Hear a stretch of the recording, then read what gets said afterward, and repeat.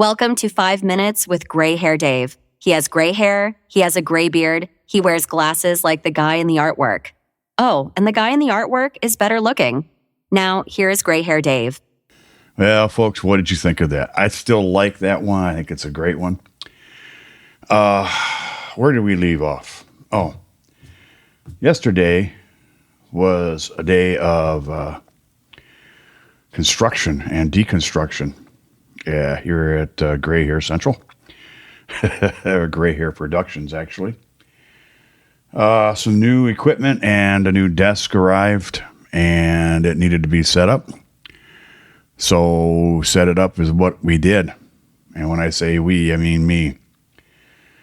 So we went from a smaller desk to a much larger L-shaped desk, which has given me a lot more room to do this and not be so confined. I have room to move around now. I have room to write things down if I want to. I have room to do all these things,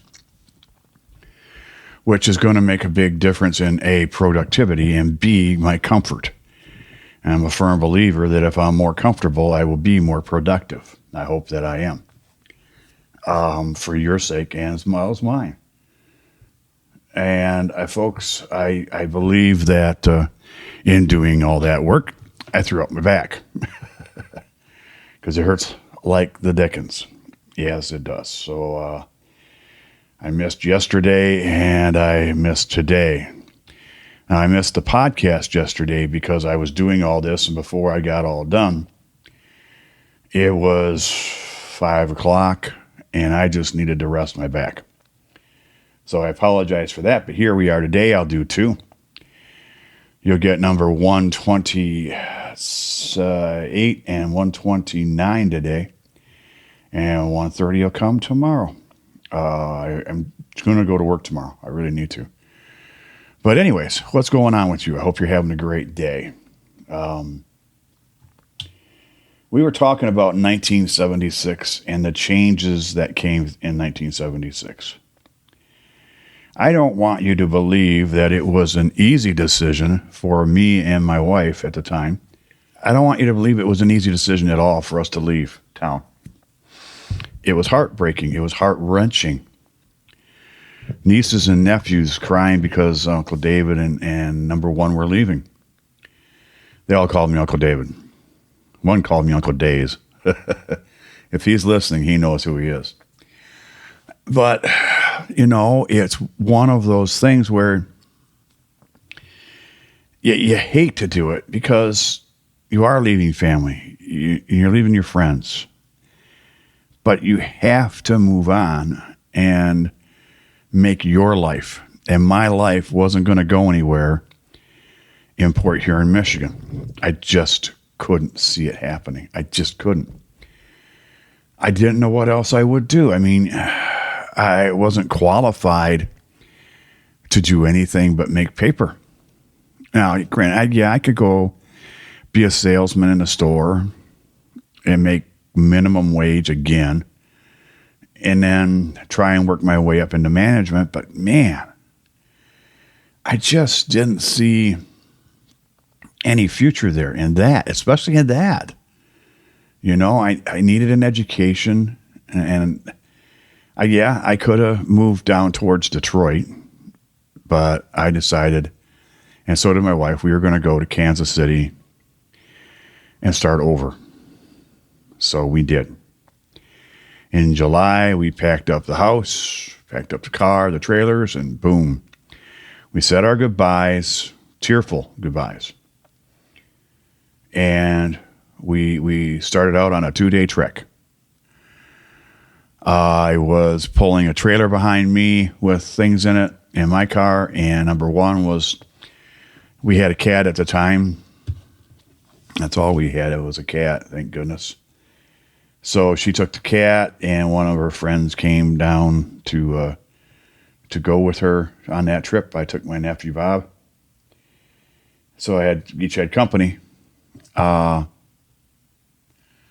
And off we went. We took 2 days. We didn't rush it because we knew we weren't going to have anywhere to stay. We had to stay in a hotel for a few days.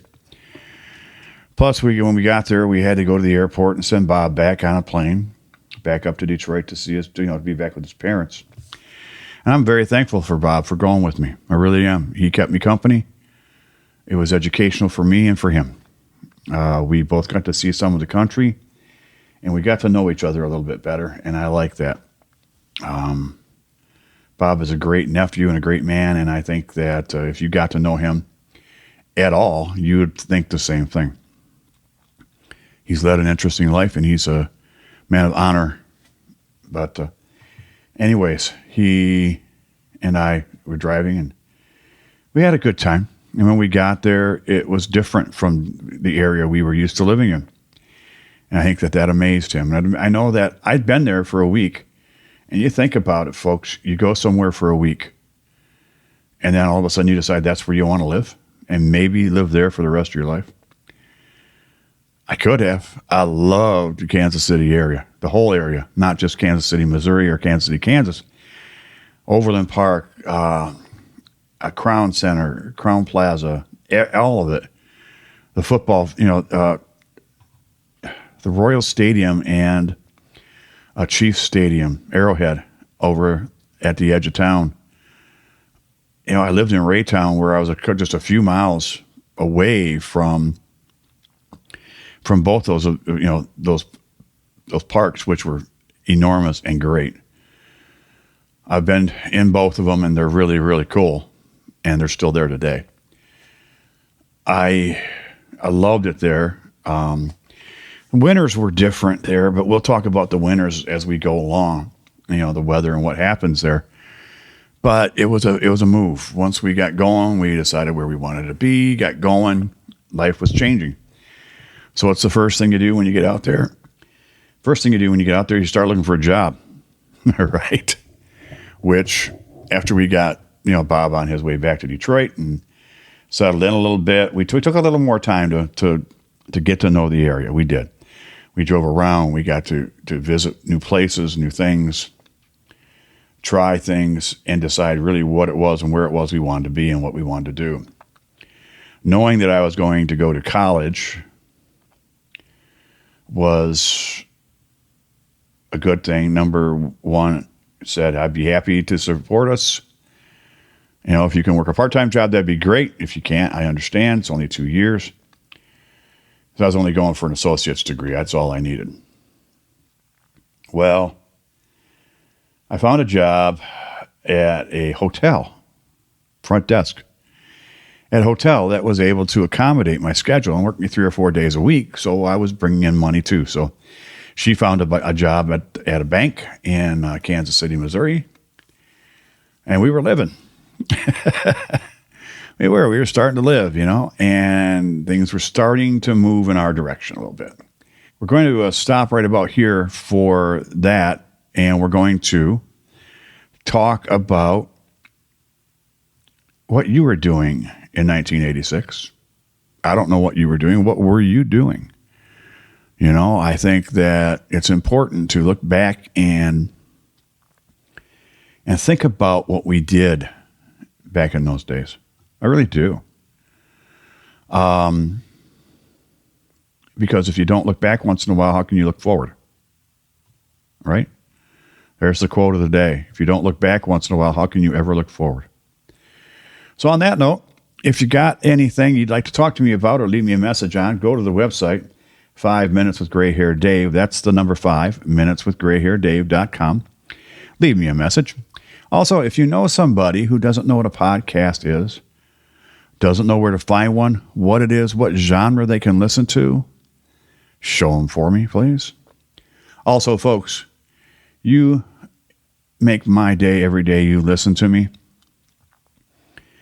So why don't you do the same thing for somebody else and smile at them, okay? You're going to make their day. Like I said, you make mine every day. You make me smile, so make someone else smile too, because you got it in you. So on behalf of all the wackadoodles up in my head, that's all I've got for right now. I'll be putting out another one in an hour or two, maybe 3. We'll see what happens. And then we will talk again later. Y'all have a great day.